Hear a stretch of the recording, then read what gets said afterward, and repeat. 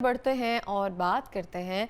जब भी हम देखते हैं कुछ लोग ऐसे कहते हैं कि जब आप बात करते हैं तो आपके मुंह से फूल झड़ते हैं या खुशबू जो है वो फूलों वाली आती है। तो कुछ तो बातों का असर होता है, कुछ उनकी ओरल हेल्थ अच्छी होती है, कुछ वो इस चीज़ पर ध्यान देते हैं कि किसी ने अगर मेरे से बात करनी है तो उसको इस तरह से सामना ना हो कि वो बाहर जाकर या फिर उसने अपना सांस ही रोक लिया हो। तो हम बहुत सारी चीज़ों की सफाई के बारे में तो बात करते हैं, लेकिन ओरल हेल्थ हमने अपनी कैसे बेहतर रखनी है। जब किसी जगह पे हम जाते हैं उसके आदाब क्या हैं, कहीं जगह जाने के तकाजे क्या हैं, उस चीज़ों को पूरा करना भी बहुत ज़रूरी है। जब आप जा रहे हैं, गर्मियों का मौसम है, आपके पास डिओड्रेंट नहीं मौजूद है, आपके पास बॉडी स्प्रेज या मिस्ट जो है वो मौजूद नहीं है, तो मुझे लगता है ये सबसे बड़े जो एटिकेट्स की खिलाफ वर्जी होती है। तो ये लाजमी सिखाया जाए। इवन स्कूल में टीचर्स जो हैं बच्चों को लाजमी सिखाएं। आप कॉलेजेस में हैं, आप जा रहे हैं, आपके बैग में एक डिओड्रेंट जो है वो लाजमी होना चाहिए। अच्छा, ये सब चीज़ें हमने कर ली, लेकिन कुछ लोग इस तरह से भी होते हैं जो ये सब करते हैं लेकिन कहीं ना कहीं उनके साथ फिर भी प्रॉब्लम्स रहती ही हैं।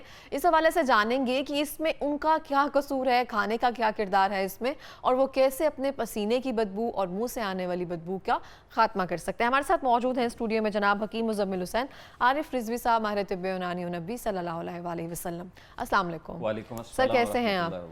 बहुत शुक्रिया सर प्रोग्राम में आने के लिए। इतनी बारिश में आप इतनी दूर से हमारे लिए आते हैं, thank you so much for coming. अच्छा सर, मैं आपसे जानना चाहती हूँ, बहुत सारे लोग जो हैं, जैसे कि मैंने कहा कि कहीं जगह जाने के कुछ चीज़ों के आदाब और तकाजे होते हैं, आप उनको पूरा कर रहे हैं, आप डिओड्रेंट भी लगा रहे हैं, आप बाकायदगी से नहा भी रहे हैं, हाइजीन का भी ख्याल रख रहे हैं, लेकिन फिर भी कुछ लोगों के पसीने से बदबू आती है या बहुत ज़्यादा पसीना आने की वजह से वो सीबम की स्मेल या कुछ ना कुछ रहता है। इसकी रीजंस क्या हैं?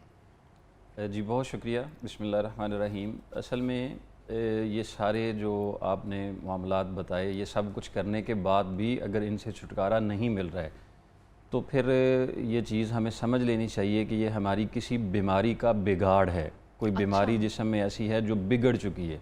एक उसमें क्या एग्जाम्पल हम दे सकते हैं? जी वो मैं अर्ज़ करने लगा हूँ। एक तो बीमारी होती है, फिर होती है बीमारियों का बिगड़ जाना। मतलब मैदा के अमराज का इसमें काफ़ी सारा अमल दखल होता है।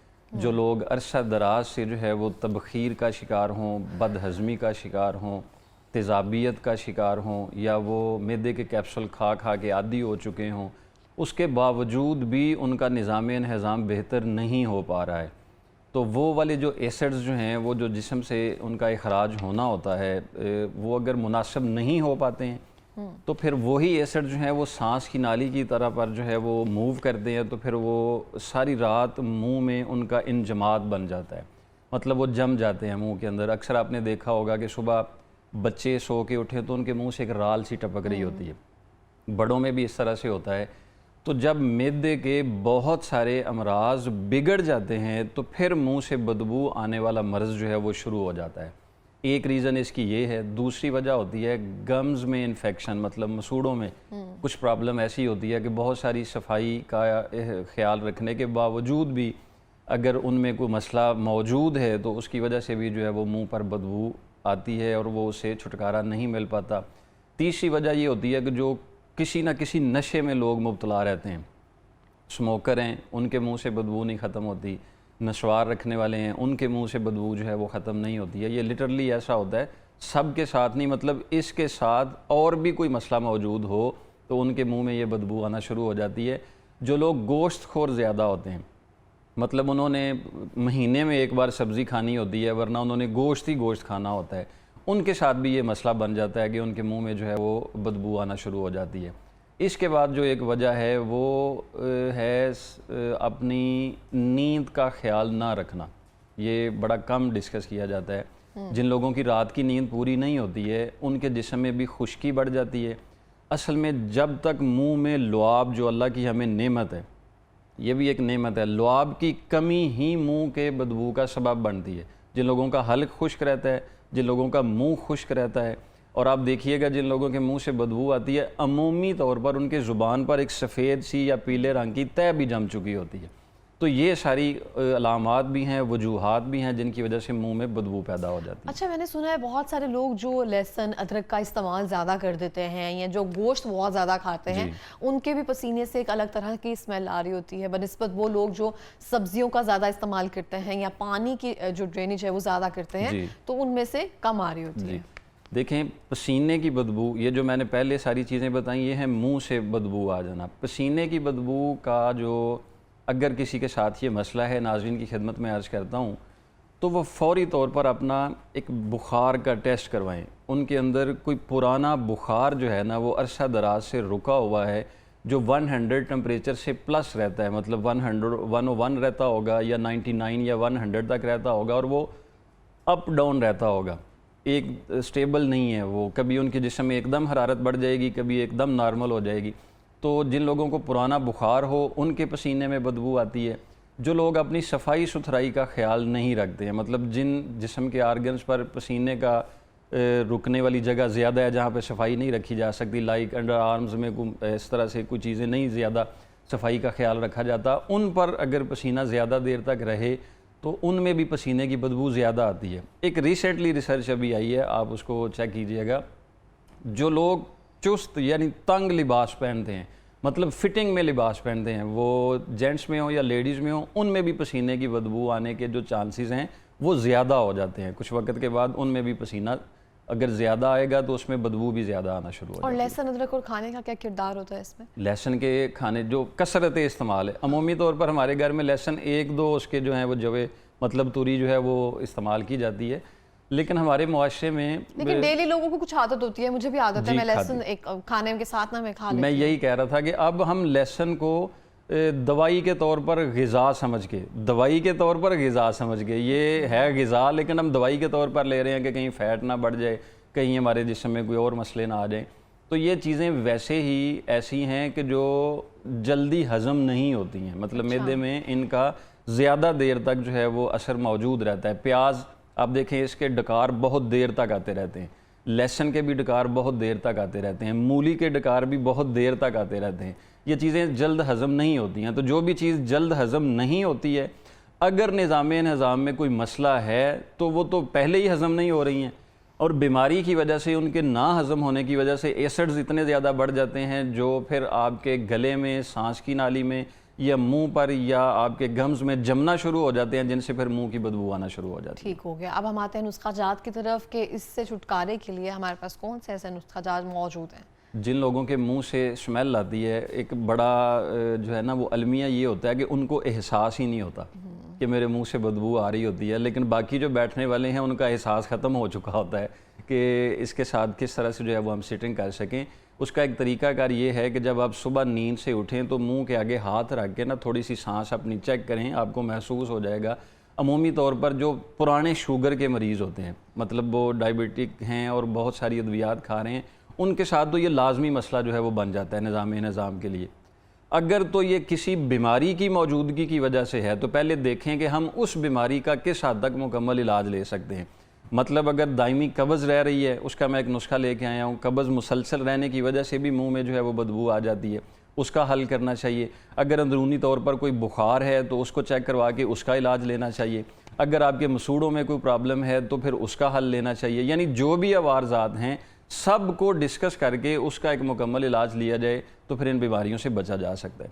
ठीक हो गया। जैसे कि मैदे के मसाइल हैं, जिन लोगों को तेज़ाबियत की वजह से हो रही है, उसकी मैं निशानी बता देता हूँ। सुबह उठ के अपनी ज़ुबान चेक करें तो उसमें पीले रंग की तय मौजूद होगी, तो इसका मतलब है कि उनका निज़ाम ख़राब है, जो उसकी हज़म की सलाहियत मैदे की है वो ठीक नहीं है, एसिड्स ख़तरनाक बन रहे हैं, उसकी वजह से मुँह से स्मेल आ रही है। ये 3 चीज़ों का नुस्खा है। ये आपने ले लेनी है सौंफ।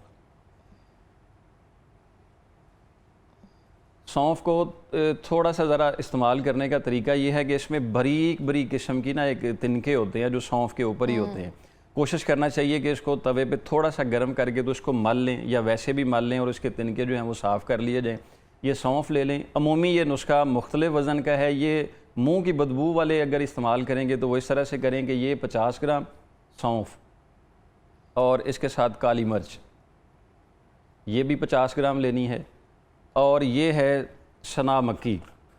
सना मक्की के इस्तेमाल का भी एक तरीका है। ये मैंने 1-2 तिनके इसमें रखे हैं, बाकी साफ़ हैं। इस तरह के तिनके होते हैं इसमें, ये बिल्कुल निकाल देने हैं, ये नहीं पिसवाने हैं, क्योंकि इसके साथ इस्तेमाल करेंगे तो इससे मरोड़ और पेट में दर्द के खदशात हो जाते हैं। इनको साफ़ करके सिर्फ जो इसके पत्ते होते हैं वो वाले सिर्फ पत्ते इस तरह के निकाल के ये वाले ले लेने हैं। ये सना मक्की लेनी है, ये आपने ले लेनी है 100 ग्राम। और 50 ग्राम लेनी है काली मिर्च और 50 ग्राम लेनी है सौंफ। ये तीनों चीज़ों का नुस्खा लेके बारीक इसका सफ़ूफ बना के पाउडर बना लें। अगर तो कब्ज़ 2 साल से पुरानी है तो फिर सुबह दोपहर शाम छोटा आधा चाय वाला चम्मच नीम गर्म पानी के साथ खाने से आधा घंटा बाद इस्तेमाल करें। लेकिन अगर कब्ज़ नहीं है, सिर्फ मुंह में बदबू है या और कोई हाजमे का मसला है, तो सिर्फ रात को सोते वक्त इसका आधा चम्मच नीम गर्म पानी के साथ इस्तेमाल करें तो चंद दिनों में, मतलब 15-20 दिनों में इंशाल्लाह इस बीमारी से निजात मिल सकती है। सही हो गया। और हम आते हैं पसीने की बदबू की तरफ। जी, पसीने की बदबू के लिए ये 2 चीज़ें हैं।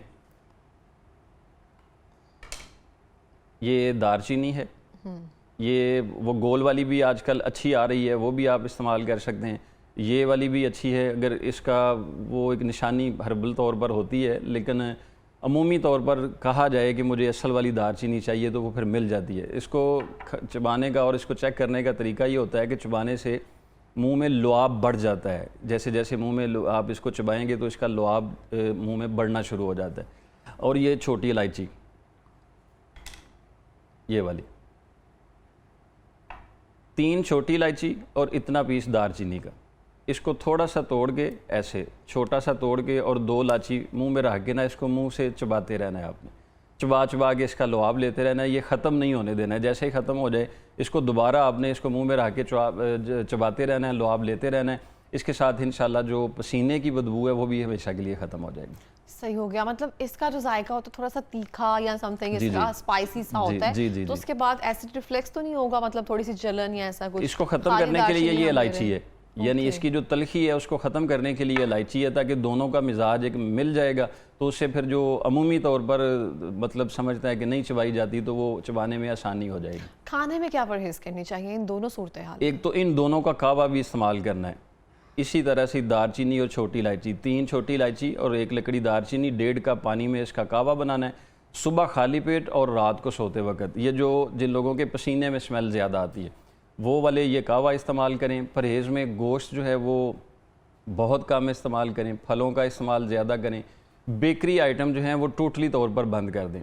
और मैं आपकी वसातत से नाज़रीन की खिदमत में अर्ज़ करूँ, जितना ज़्यादा नुकसान हमारे एनर्जी ड्रिंक हमारी बॉडी में कर रहे हैं, वो पसीने की बदबू के हवाले से हों या मुंह की बदबू के हवाले से हों, इनसे बड़ा ख़तरनाक कोई ड्रिंक नहीं है। जो हम एनर्जी ड्रिंक की शक्ल में कुछ ड्रिंक ले रहे होते हैं उनको फौरी तौर पर बंद कर दें।